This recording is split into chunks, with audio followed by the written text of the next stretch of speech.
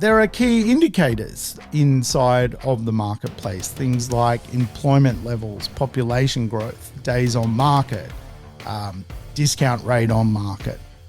And studying that stuff usually brings together the ability to find real estate that ticks over, that works.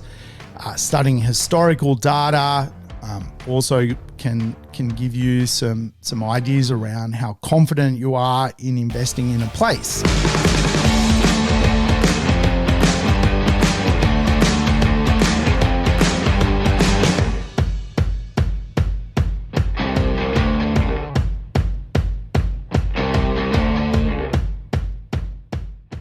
Welcome to the Urban Property Investor. I'm your host, Sam Saggers, here to help you crack the code of real estate wealth. Today's show, an auspicious occasion. Yes, episode 200. You are listening to the 200th version of the Urban Property Investor. Now, I tell you what, I'm going to raise the old chewed up cricket bat by Raffy the dog. I'm raising it. The double 100 has unfolded. And of course, for those listening, you may know that when I started the program, I wanted to reach 200 episodes. So it's a bit of a milestone for me. It may be completely meaningless to everyone listening, but for myself, it was like, can I extract 200 lessons on real estate out of my brain and do the show all by myself? Wow, we've reached the milestone. I've reached the summit. I'm on the summit of the mountain. So thanks for everyone tuning in. And of course, you know, I couldn't have reached 200 episodes if no one was listening. And every week I get a few sneaky little texts and messages, saying, people obviously like the show and tune in. So thanks very much, everyone. We've reached episode 200, which is a big milestone in my life. I became a podcaster really when COVID kicked on. I never was really a podcaster pre that. I was a late bloomer. And, I spent most of my days really teaching people about real estate in person, showing people around real estate and meeting people in person, belly to belly. But the digital world finally got me, and here I am. So a few thank yous, I think, for those that, inspired the show. And I think the first thank you is to a great town planner, a lady by the name of Melissa Neighbor. She was my co-host in pre-production, and we did some pilots, and she left. She left straight away. She was gone within 3 pilot episodes. She was like, "I'm not doing this. This is not for me," and that then turned the show into myself because I was the only one left after the pilot episode. So originally, I wanted to do a show with her because she's a great town planner, and I think town planning is a key principle of real estate investment. But I ended up doing it all by myself and haven't looked back really. And the second person I want to thank is Marcus Pierce, another podcaster. He does a podcast called 100 Not Out, basically inspires people to live forever. And he gave me some great tips into podcasting. All right, now I've done the 200 episode thank yous to the 2 people that inspired the program. Here we are. Let's do the program. So what is the program today? Well, you're going to find out after I thank everyone with my usual little rant, which is if it's your first time tuning into the show, make sure you play the program in double speed, and all the episodes I've done are lessons on real estate. We couldn't have the 200 show without the rant, could we? Today, we're going to actually explore, I think, some of the key topics I've learnt as a podcaster to talk about over the past 200 episodes. I think one of the things I've learned as a podcaster is is really you can continually educate yourself. And certainly as I've done podcasts, I think I've educated myself. I've always known real estate concepts. I've always known real estate principles. But, sometimes when you're sort of researching a show, you dig just that little bit deeper and you find out that, you're learning as much as you can all the time. And I think we can always be learning, whether it's a podcaster, whether it's a listener, really there is so many free ways these days to find out information and apply that information. So, today we're going to go through some lessons that I've kind of learned along the way when it comes to podcasting, but also real themes that I think the 200 shows have conveyed. So let's go over it. Does that sound riveting? Maybe not. I don't know. Yes. But I do want to share, last night I had a strange dream. Yes, a real strange dream. ScoMo was a Hollywood actor. And wow, he was like an action hero in my dream. And I don't know what that means. I've woken up rather alarmed that ScoMo was in my dream to begin with. And he was a Hollywood action hero. So if anyone understands dreams and why I would have dreamt that, please reach out to me because I'm rather disturbed. But all right, look, I think if we were to explore some of the sort of top 10 principles of real estate that have been conveyed through the last 200 shows, I think the first thing I would absolutely convey to you as a listener, as a property investor, as a fellow investor, is to understand the importance of cycles. Everything is a cycle. Most things are a cycle. Whether it's El Nino, La Nina, it's all a cycle. Whether it's an economic cycle, whether it's a micro economic cycle, whether it's a property cycle, whether it's a cycle of life, whether it's a cycle of marriage, whether it's a cycle of health, everything is a cycle. And really some of the best opportunities in the marketplace are always when people forget that things are a cycle. And quite often, property investors sit out of the market when they should get into the market, all based on cyclical patterns. Sometimes property investors leave a market too early before the cycle really corrects itself and improves upon its value. So really, I think one of my first lessons of doing so many podcasts on real estate is really the importance of understanding everything is in a cyclical pattern.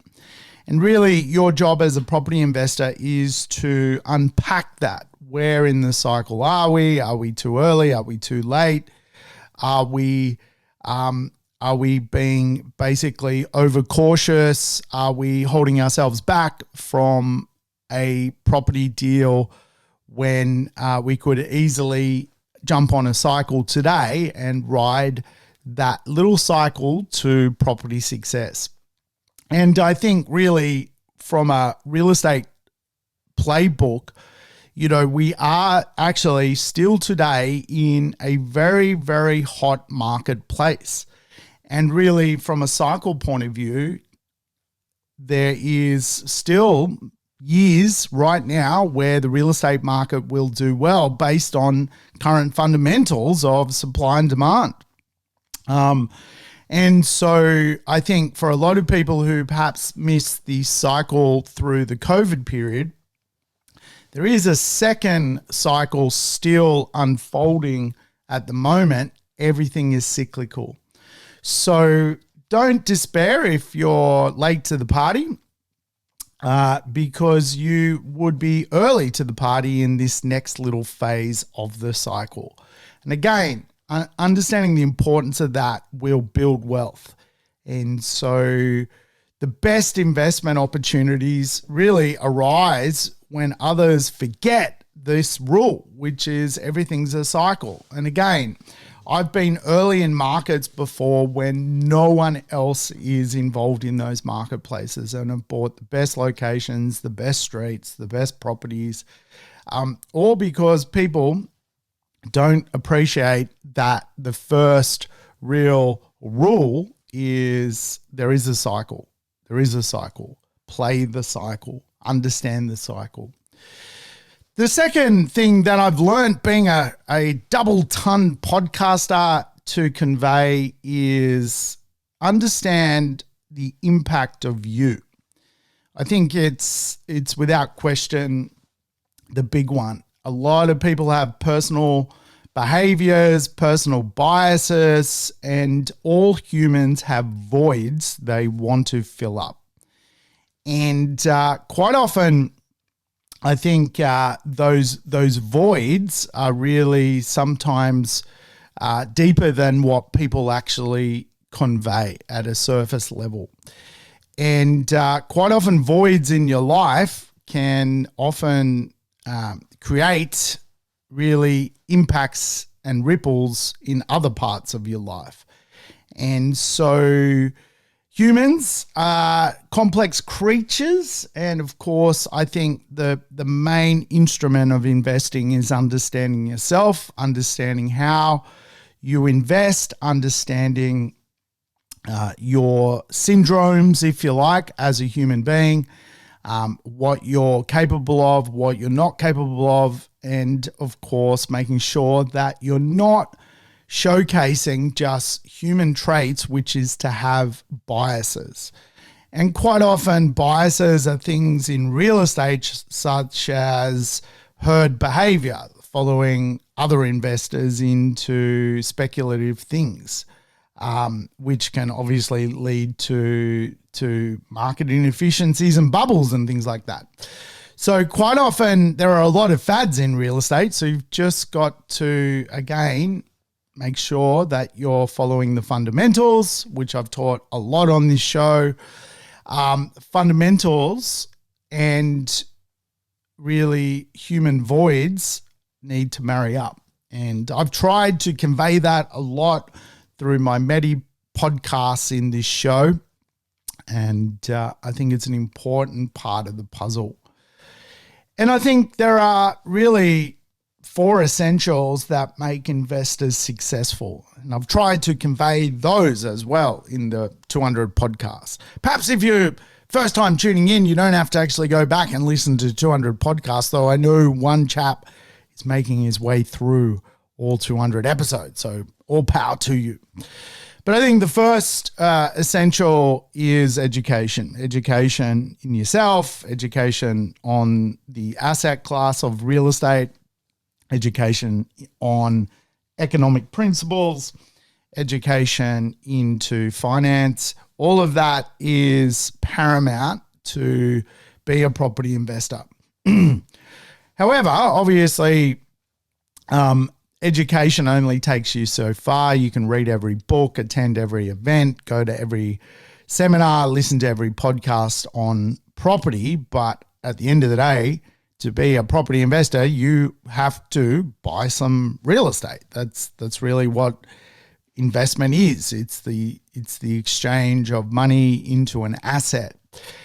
And so I think from an essential point of view, finance is really everything when it comes to being a property investor. Real estate is just a tool at the end of finance. And one of the frustrating things I think being a property investor, from being a property investor is sometimes the best properties, the ones which are going to get the best rates of growth, are just simply out of your financial budget. And so you're going to have to deal with leverage trade-offs. But we don't want the trade-offs to be too, restrictive. We want to push ourselves as far as we can to leverage into the best real estate. But ultimately, leverage is is the game. Leverage is the game. We want to deploy as much capital as we can into the market to catch capital growth. And the beautiful thing I think about real estate is ultimately it's a game of leverage. It's a game of other people's money. And so I think from an essential point of view, I've always tried to convey in this podcast that finance and leverage are the key to property investment. The other thing I've tried to convey in this podcast over the 200 episodes is build a moat. Build a moat. And hold real estate. Real estate is a long-term investment asset vehicle. Can you hack equity? Yes, you can. You can absolutely hack equity. You can hack cash flow. And I taught that as well. But ultimately, real estate is a game of holding. And the reason I think building a moat around your economic self is important is you never know what life curveballs come your way. For me, I've had periods in my life where I've had no income because I run a business. Sometimes businesses are very volatile. There's been periods of real estate as a real estate advisor where I've gone I've gone a year without making any money for myself. Like everyone's been so dark and gloomy about real estate that I've made no money. And having a moat around myself, my family, I think is critical because in that year, most recently in 2019, where I made absolutely no money going to work every single day. I wasn't unemployed, which is also a possibility for many people. What saved me was the fact that I owned real estate. And rather than feeling boxed in that I had mortgages to pay and no income coming in, I simply sold a profitable property which provided me hundreds of thousands of dollars to, one, pay my mortgages, and two, pay myself. So don't underestimate that life is a journey and there's going to be roadblocks along the way, and your job as the life conductor is to build a moat. Build a moat. Have something in reserve. So I think it's an essential of investment that you have something there that you can sell off should you need to. It's the purpose of this thing because life's going to throw some curveballs your way. And I think also the fourth essential of property investment, which I've tried to convey a lot on this show, is you can hack equity. There is such a thing as equity hacking. And I teach it through the 4X growth plan. You make money doing a deal, whether it's building a property, whether it's renovating a property, whether it's subdividing a property, whether it's just smashing the vendor for a massive discount, whether it's giving more time to a property to grow through delaying the settlement, through pre-construction. Equity can be hacked.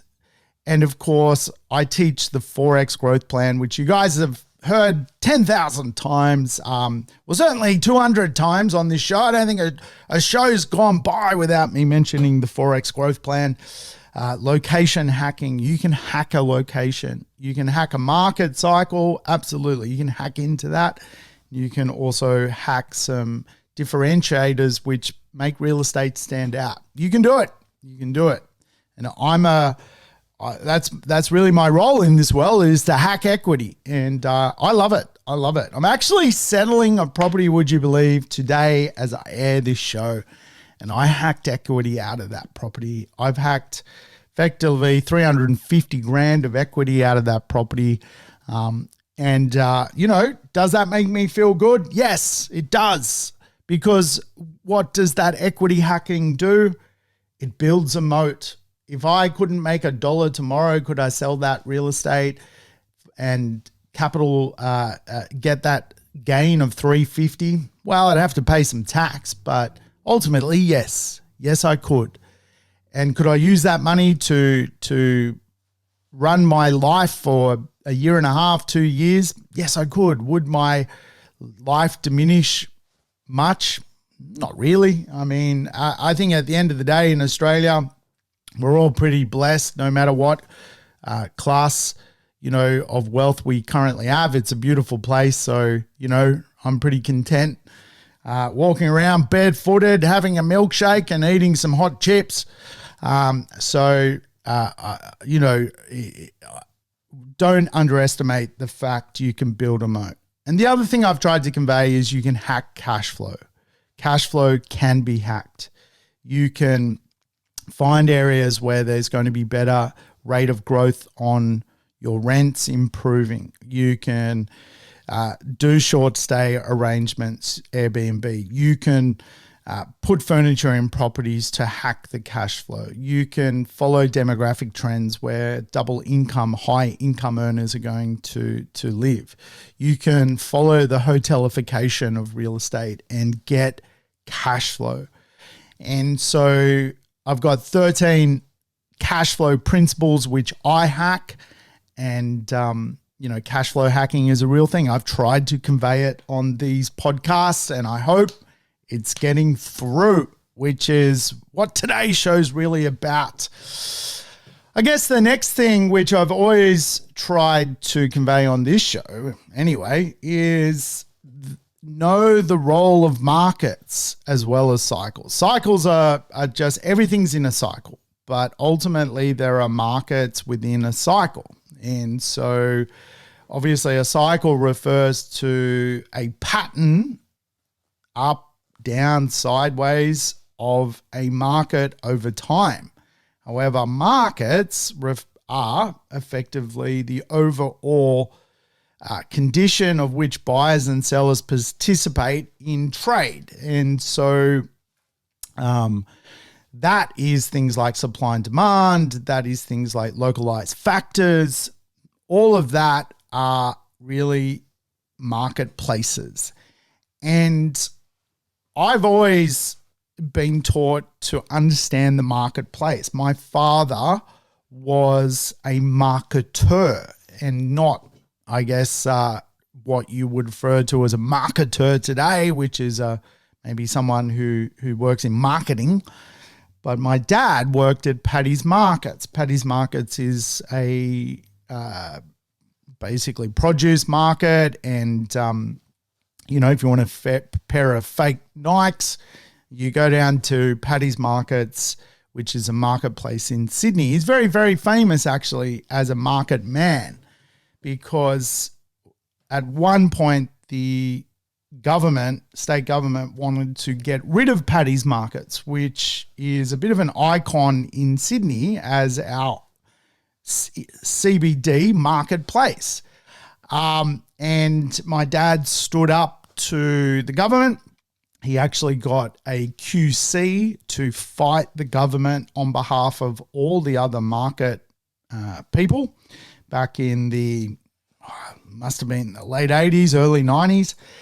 And they won. They beat the government and protected the market. And today, Paddy's Market still exists primarily because of my father, which is his legacy. But being a son of a market man, I've always understood you gotta understand the point of trade. You've got to understand aggregate demand. You've got to understand product placement. You've got to understand if your real estate is capable of making money in the market. And I've studied markets my entire real estate career. And I've really identified that not only do you get macro markets, i.e. Perth growing, Melbourne growing, Brisbane growing, Sydney growing, Newcastle growing, you get different phases in the market, things like recovery, expansion, hypersupply, recession, which is really the phases of the cycle which impact the marketplace. But there are key indicators inside of the marketplace, things like employment levels, population growth, days on market, discount rate on market. And studying that stuff usually brings together the ability to find real estate that ticks over, that works. Studying historical data also can give you some ideas around how confident you are in investing in a place. And really, real estate investment is the investment of where humans want to live, where humans want to call home, where humans see value in place. And I've narrowed down, and I've openly talked about this on this podcast, that I prefer really 5 sub-markets to invest in real estate. Marketplaces which are oligopolies, whereby the seller is in charge. Monopoly-based real estate markets which have run out of effectively new supply, and you're getting a nexus point of capital growth. Marketplaces which are driven through urban change and gentrification, marketplaces which are driven by NIMBY forces, aspirational marketplaces.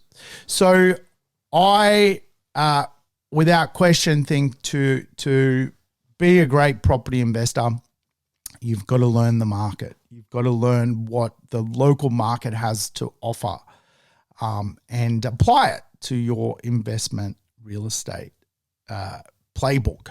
That's the main thing. I think the next thing I've always tried to convey on this show is real estate carries risk. There is a volatility rate to real estate. On any given day, real estate could be worth 10% more or 10% less on the day of sale. There is risk involved in real estate. There is risk associated with the game. And without question, probably during a cycle, you're going to deal with something which is unpleasant. A GFC, a pandemic, irrational government, all of that's going to happen. And again, you've got to be able to deal with that. So you've got to have a very good relationship with risk. And again, risk is what we cannot see. That is what risk is. What we can see, market conditions, cycles, patterns, we can see that. We can see when a property market may be overpriced, underpriced. We can see that. And so risk is generally what we cannot see. And so you've just got to have a relationship that you're not going to see everything and deal with it. And I think I've mentioned this in one of my risk episodes, and I've mentioned it multiple times. You've got to have a relationship with your future self, because the biggest risk is you're going to live a long time. Australians could be living to 100. And the biggest risk is you basically not preparing for that future version of you. And I've said this openly many times on this podcast. One of the challenges people have is they have no relationship with their future self. They can't see their future self. They don't know who their future self is. They have no relationship. They see their future self as a second or third person.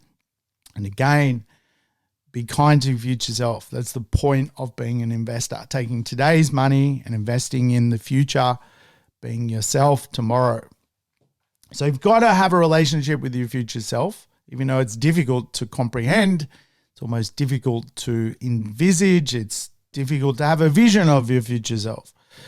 And of course, just learn that you are probably the biggest risk, not the real estate cycle, not the real estate market, but you. Yes, you. Marketplaces can be risky, and you just avoid them. Follow the fundamentals. Big cities, there's 10 great big cities in Australia today with hundreds of thousands of people living in them, even millions of people. It's going to be less risk in those areas than small towns where it's hard to sell real estate, where, industries can leave quickly. Don't risk your retirement by investing in those areas. But equally, ensure that you start to realize that you are usually the problem. And, it's just how we interpret things. Everything's an interpretation. It's just a human interpretation where some people see opportunity, other people see fear and pain. It's just interpretation. And the more you're just comfortable in your own skin, and you're happy to sort of, plod along and you're not impatient with the game of real estate, the better off you're going to be when it comes to owning real estate. Don't let things annoy you. I think really at the moment, a lot of people get annoyed by some of the regulatory impositions put on real estate. The government is playing a part at the moment. And they're probably the one which is annoying everyone the most, the biggest menace of them all. So just ensure, and I've always taught this, which is really the next thing, you have a long-term approach,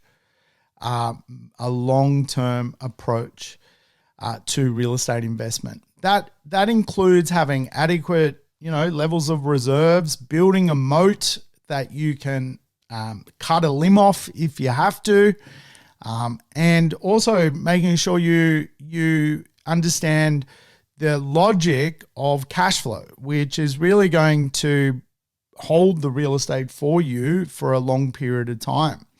Now, your job as a long-term investor is to make sure that you're diverse with your investments. You don't have all your investments in one state, and then all of a sudden they change land tax on you. You're diverse. You've got real estate moving in different cycles, different marketplaces.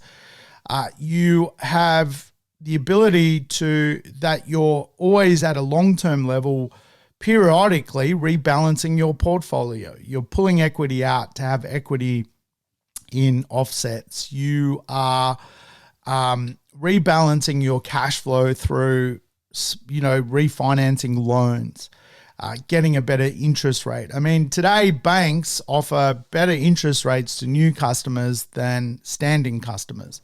So again, you've got to take a long-term approach to being a property investor. And I've always taught that it's always about rebalancing your portfolio and linking your investments to your time horizon, right? I think where people don't have a good relationship with real estate is they've got different time horizon to the real estate investment's ability to produce. In other words, people buy a long-term investment, which is real estate, and want to get rich quick, which is not necessarily real estate. Can you hack equity? Yes, you can. But again, real wealth, millions of dollars of wealth, it's very difficult to hack from real estate. You've got to, do the hard yards, so to speak. So real estate is definitely a long-term vehicle, which is important, which is really the principle of real estate.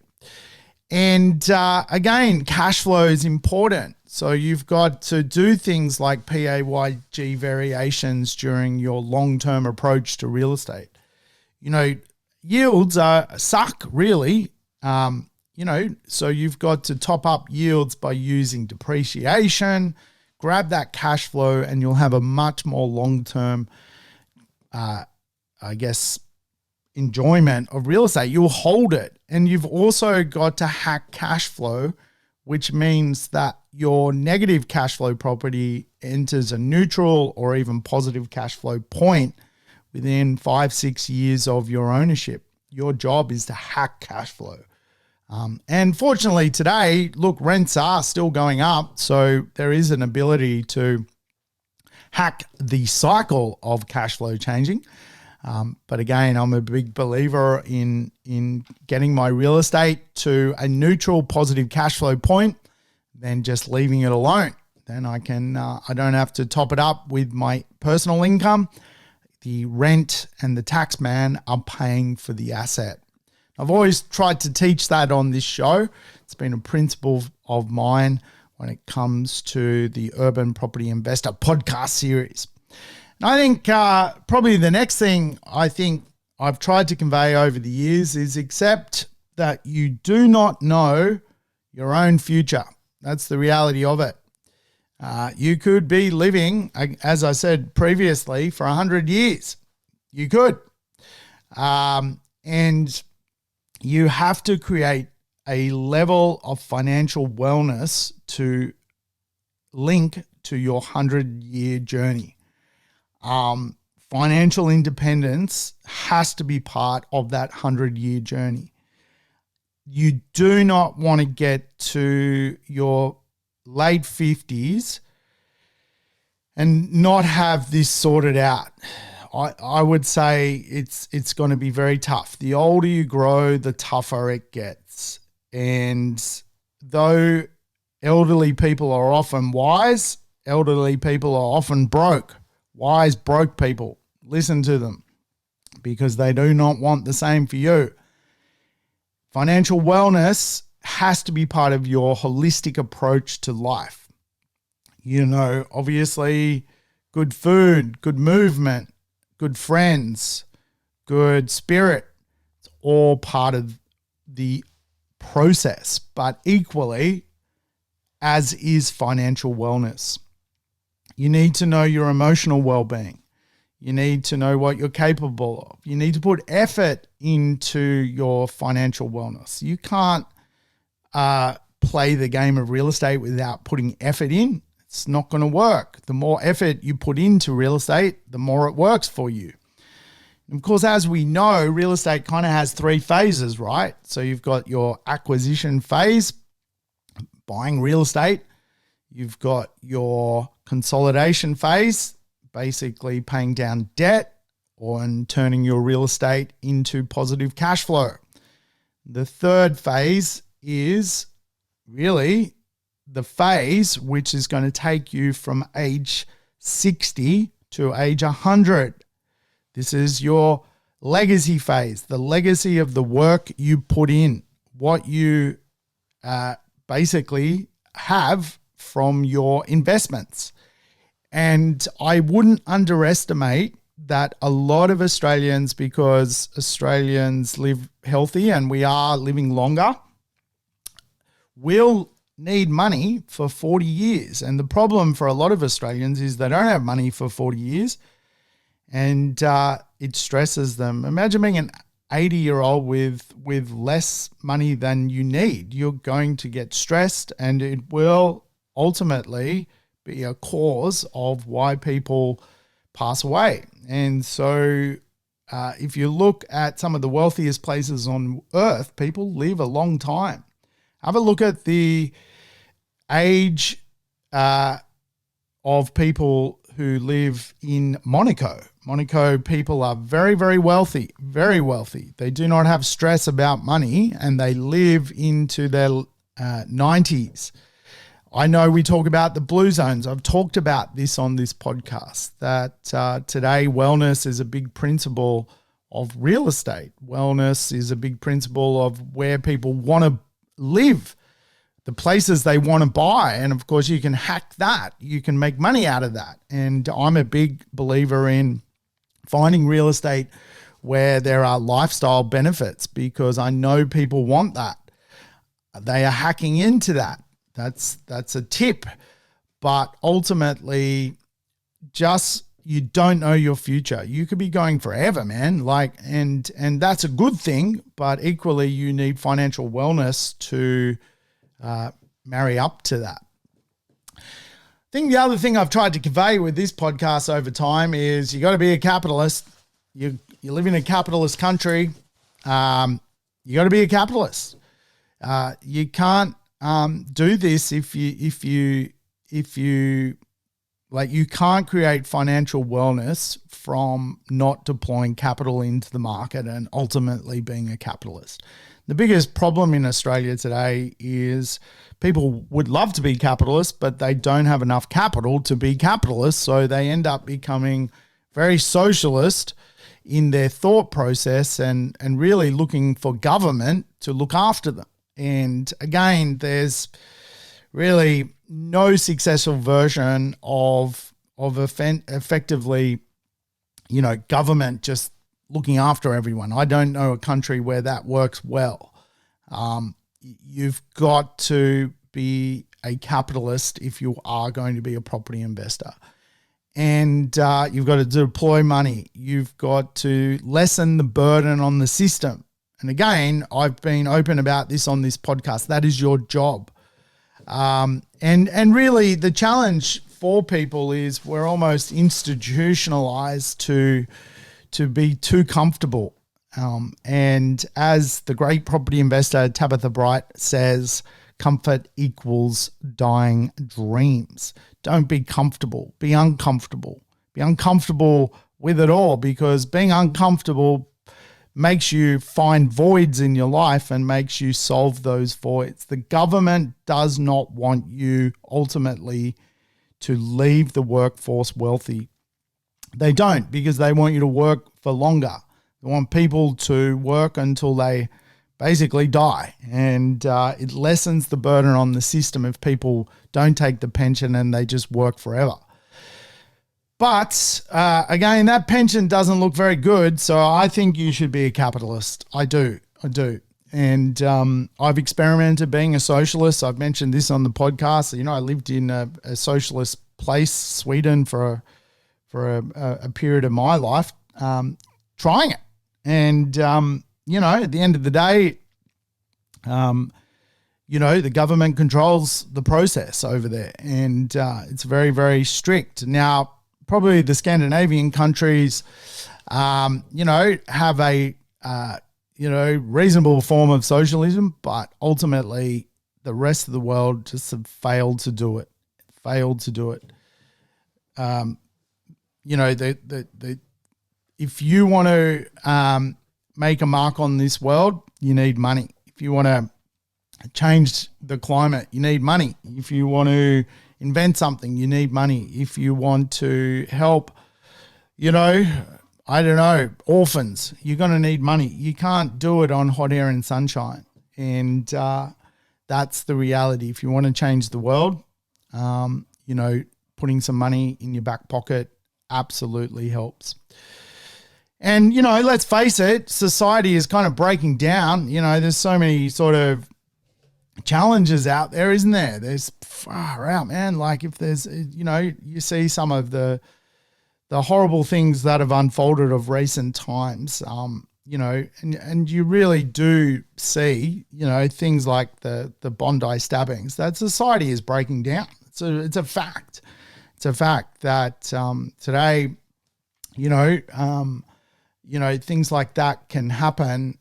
Social fragmentation, you know, mentally ill people, you know, health inequality, you know, economic inequality, political polarization. You know, it's not as equitable as it was, you know, Australia. And in that place, you know, you've really got to get on the side of where the money is. Otherwise, you do face this kind of economic inequality, health inequality, mental inequality, you know, and you sit on the wrong side of the fence. And, you know, the gap between rich and poor, have and have nots widening. And you know, it's probably the one thing I've constantly said since I started this podcast is watch out. Have and have not society is unfolding.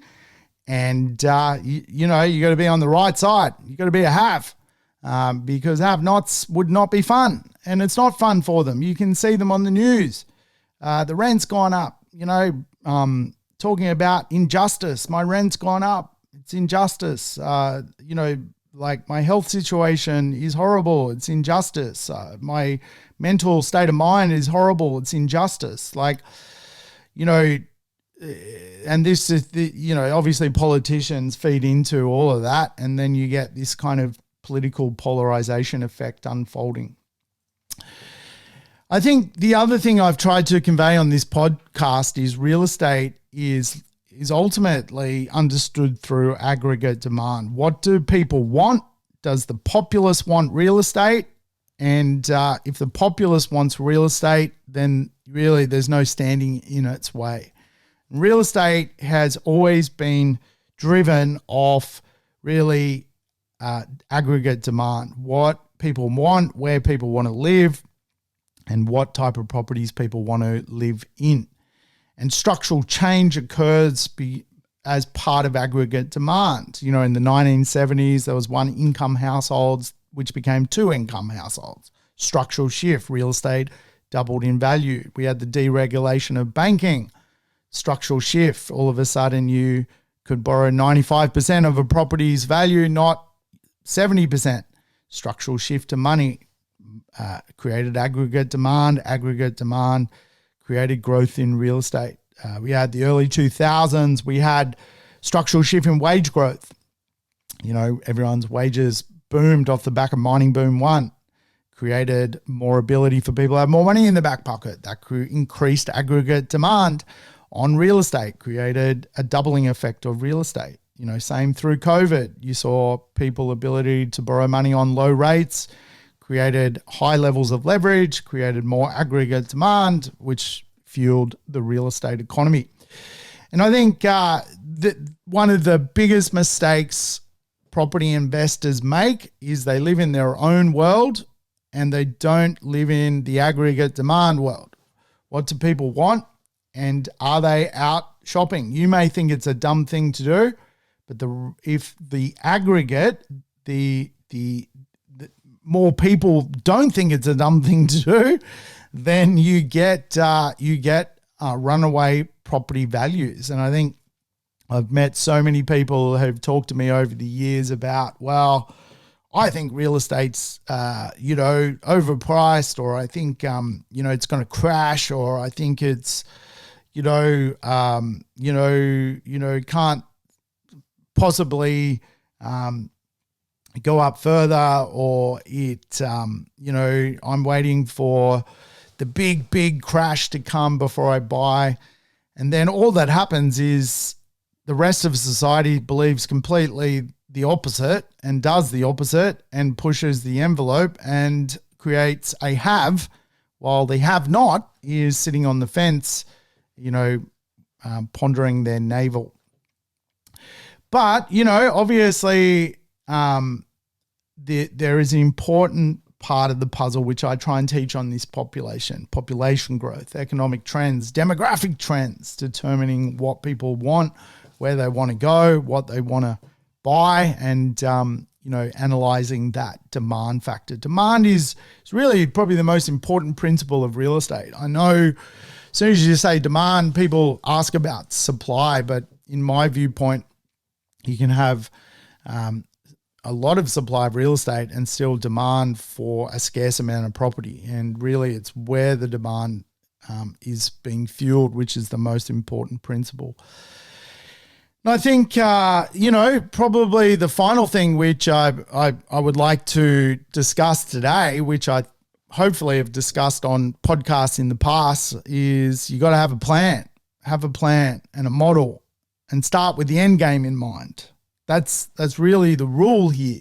What do you want to have, and when do you want it by?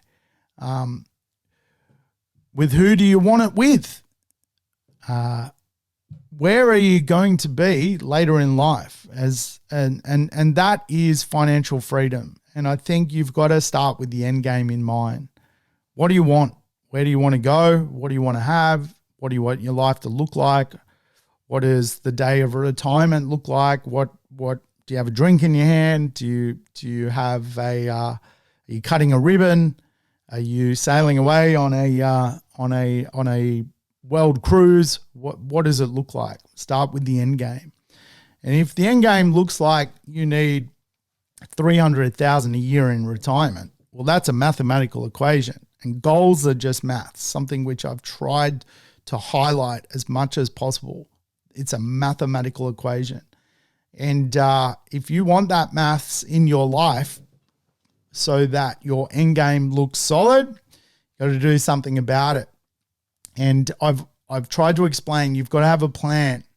You've got to have a model. You've got to have a framework, investment objectives, your goals. Goals are just maths. You've got to have a framework around risk. You are a big risk. You are probably the number one risk, more so than the cycle.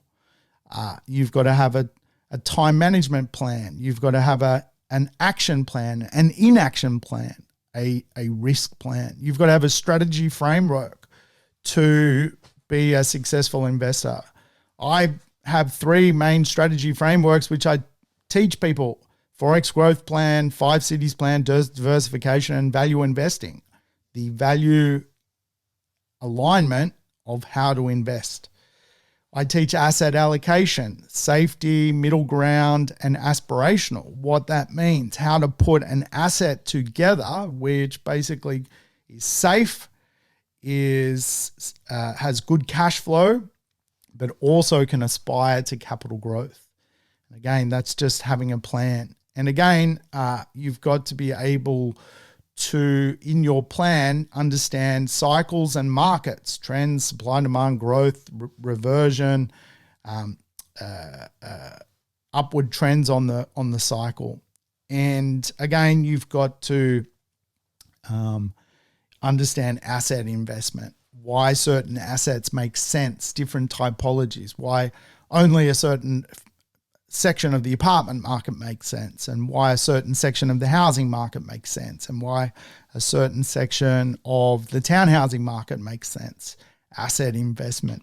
All of that are models and plans. And again, to get you to the day you retire, you've got to have a framework. And if you don't have a framework, you are just guessing. You are just making it up. And too many people make up buying real estate, don't they?